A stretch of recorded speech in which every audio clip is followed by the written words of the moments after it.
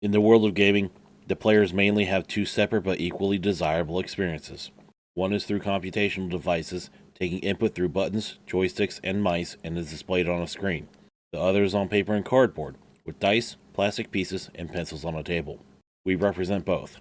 I'm Not Much 23, I'm Shaguto. and this is Gamer Experience.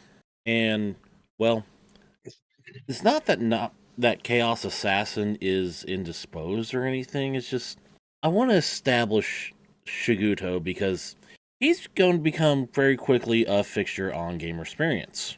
Great to have it. Yeah, Glad to have it, I guess. I should say. yeah, and you're going to be my first alternate for when Chaos Assassin can't come on, and Right. you're probably going to be joining him for a lot for like a see where this Oh goes yeah. Oh episodes. yeah. Oh yeah. 100%.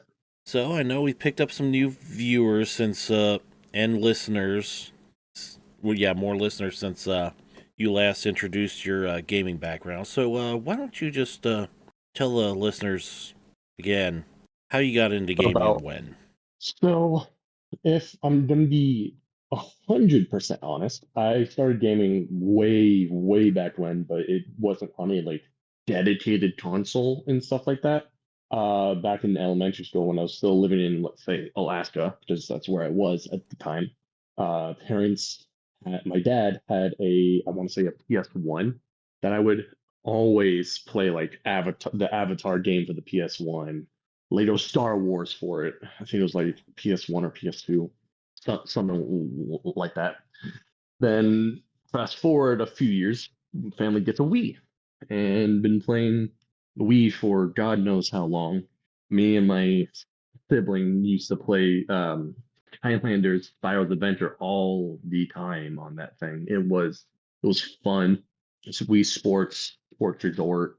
The amount of times I've had friends over that we've just been on Wii Sports Resort for hours on end, just messing around and like archery, seeing what all stuff we could get the arrows stuck into. Fast forward a few years later, I inherit a first gen DS from my cousin, and that was kind of like my first personal game console, I guess you could say.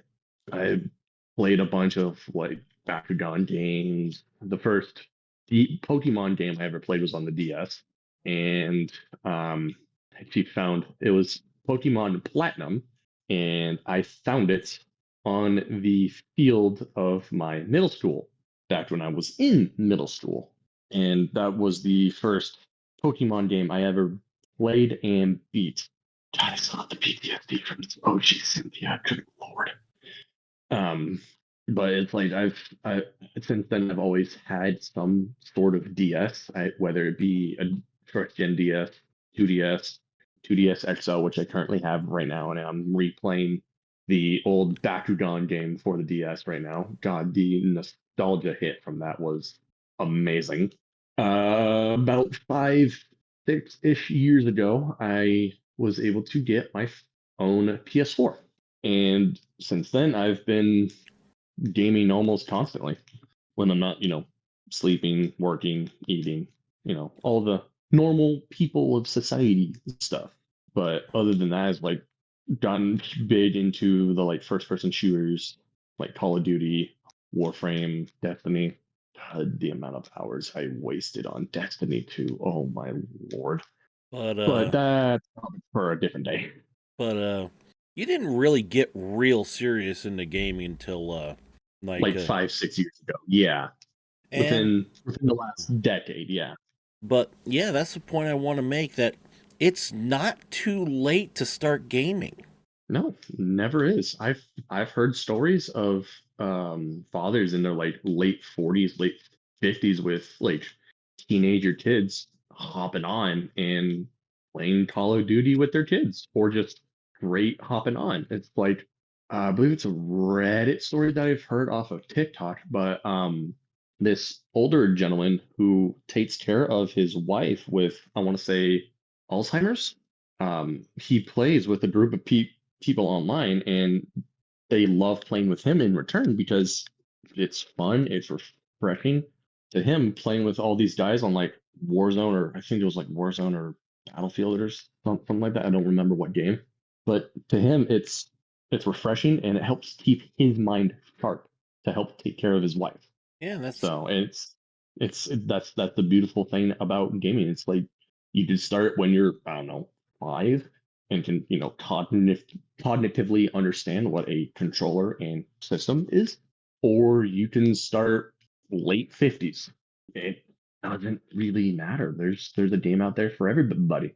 yeah. I mean, like people my dad's age really couldn't start gaming very early unless it was like Mhm.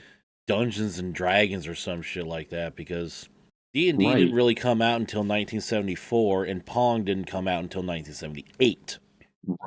right. But it's also like card games like Magic the Gathering. Like I've seen my father's collection of Magic cards. So it's like there are ways of doing quote unquote gaming from the 1960s or and so on. Yeah, like board games and stuff, but Games, card games. Yeah, there's always been some form of game, whether it be like old school Monopoly, Yahtzee. or that D20 that was carved out of stone, that from like Right. thousands of years ago. Oh, that's right. I remember hearing about that. Yeah. Yeah, because A World. story I do like to tell about. Sorry, sorry I'm Go interrupting, ahead. but this is a story that genuinely ties into what we're talking about today. Oh, please. There is a gentleman. I believe he streams to Twitch mostly, but you can find him on TikTok. If you're lucky enough, you might find him on Instagram if you go down the right kind of rabbit holes. But he is called the Gaming Grandpa, and what he is he's a retired World War II sniper, and he plays stuff like CS:GO, Battlefield, and he gets these crazy long shots with snipers in these games.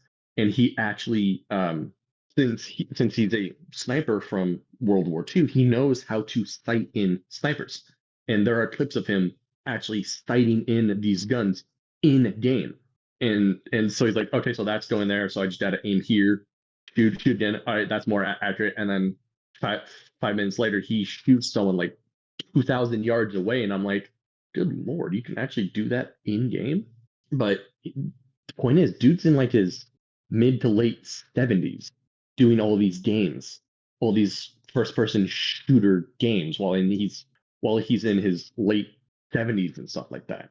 Yeah, like you can get into gaming at any point, at any time during your life. You don't need to be like me, who was like born almost with like a NES in the house.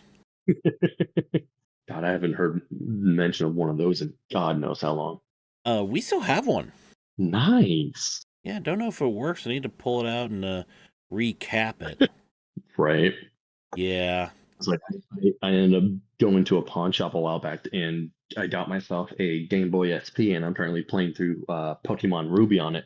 Oh, And that's fun. It feels good. And because of the size of my hand, I can control it with one hand.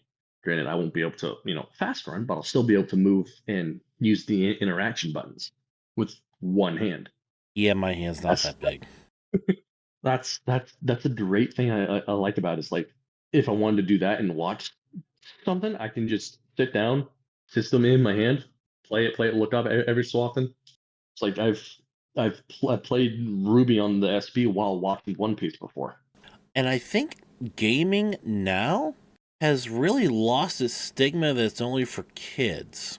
Yeah, it's because there's no, I guess you could say there's no required age to start gaming. The only quote unquote required age is, you know, like games that are rated above a certain age, like I don't know, Call of Duty for, if like a 9-year-old wants to play Call of Duty, they need to get actual permission from their parents first. I mean, there's even games that ESRB have rated EC for early childhood. Yeah, that's fair. It's like Chaos was telling me about a game. I want to say yesterday or the day before. Me and him were coming back from Buck Knives over in Idaho because we needed our knives sharpened. And he was telling me about a game that I'm like, wait, is that an actual game? but then it clicked because of one of the achievements that he told me about. But the game's called Lollipop Chainsaw, Lollipop I Chainsaw believe it was. Massacre. Yeah, a game about a I want to say a cheerleader surviving in the zombie apocalypse. Yeah, yeah, I think that sounds right. And I'm like, as soon as he told me the name, I'm like, those are two words I did not ever expect to be in the same sentence, let alone right next to each other about a game. So there's games out there for literally everything, which Like, I guess that's one of the beautiful things about gaming is it doesn't matter what kind of gaming mood you're in. There's a game that will fit your mood. I mean, lately I've been playing a lot of Farming Simulator 22. I know 25 is out, but I can't afford it yet. Right. It's like I've gotten back into Borderlands 3 because I'm like I'm super excited for Borderlands 4 to come out. And from what I heard, they're doing a lot of stuff that was similar to Borderlands 2, which is going to make a lot of people happy because 3 didn't really do that. As far as I know, 3 is the only one with the only the four playable characters. 2 and 1 each had the 4 at launch and then 2 additional post launch. So, from what I've heard, 4 is going to be doing that as well. Oh, Yeah. but if somebody's going to jump into gaming now, Hmm. what would be a good like video game to start with? Do you think? Um. Well, it depends on what kind of gaming you want to do. If you take Pokemon, for example, one of the more recent Pokemon games for the Switch is a good Pokemon game to start out with. It's very beginner friendly, and that is Sword and Shield. Very beginner friendly. It's very straightforward. It actually has a little info thing when you open up the menu telling you where to go next. So in my eyes, that's a great Pokemon game to start off with.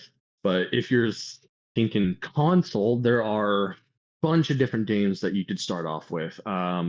First person shooter wise, there's really no decent game to start out with other than maybe like well any of the Call of Duties once you get used to it, it'll just take time to get better because that's what it was for me. I was like when I started out with Call of Duty, I was absolute trash, and then I just kept playing and playing and playing, and slowly got better and better and better.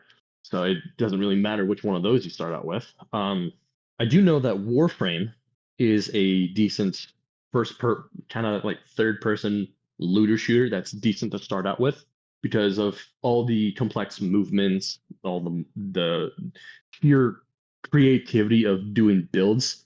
It essentially holds your hand through it, kind of shows you how to do it for the first time, all of that.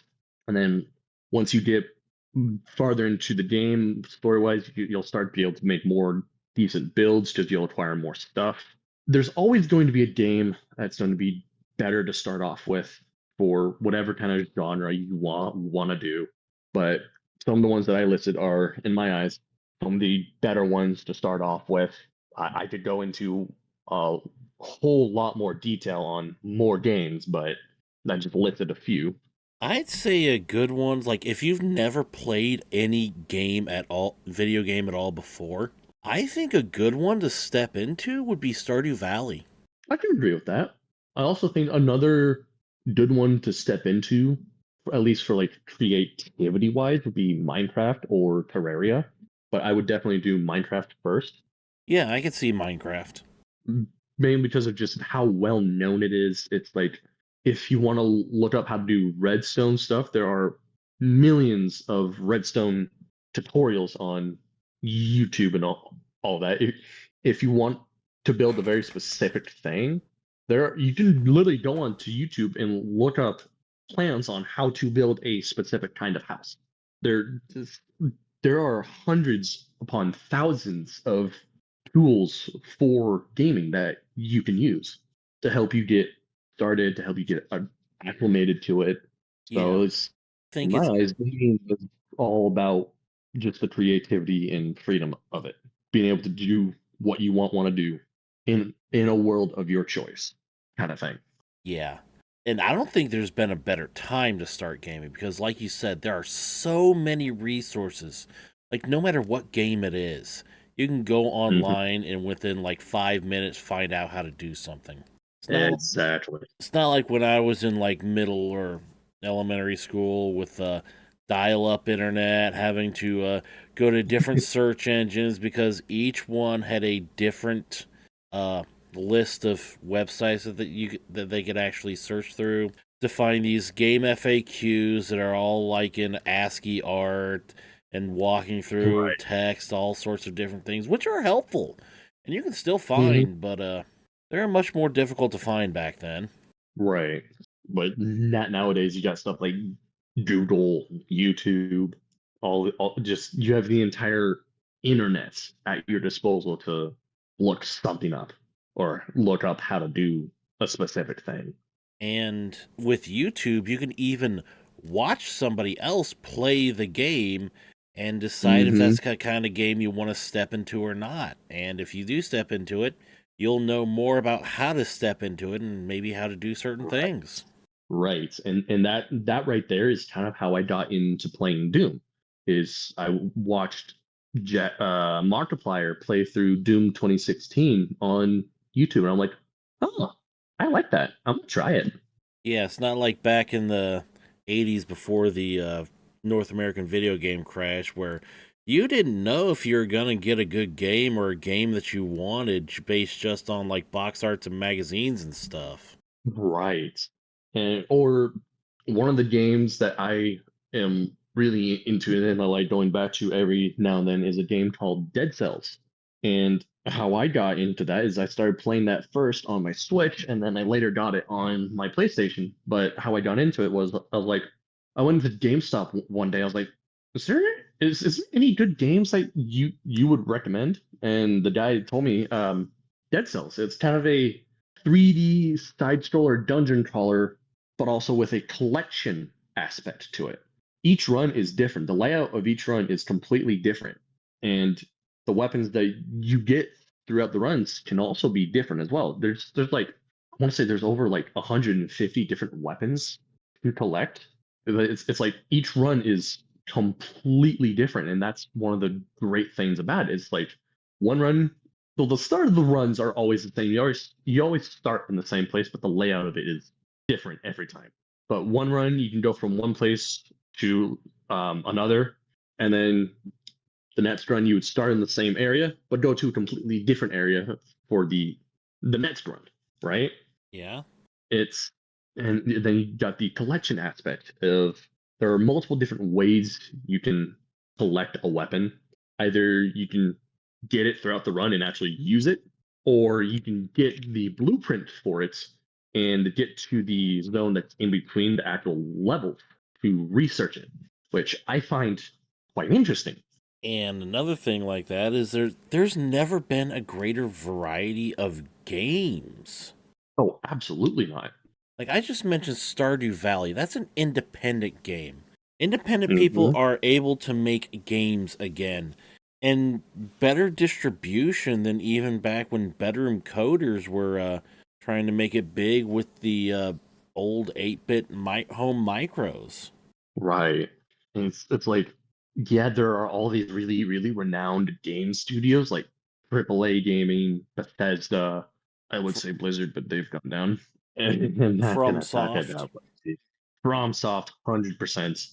Yeah, I'm not gonna talk about Bungie. Bungie has lost all respect for Yeah. me. They went from Halo to whatever the fuck they're doing now. If I start talking about Bungie, I'm gonna go on a tirade. Yeah.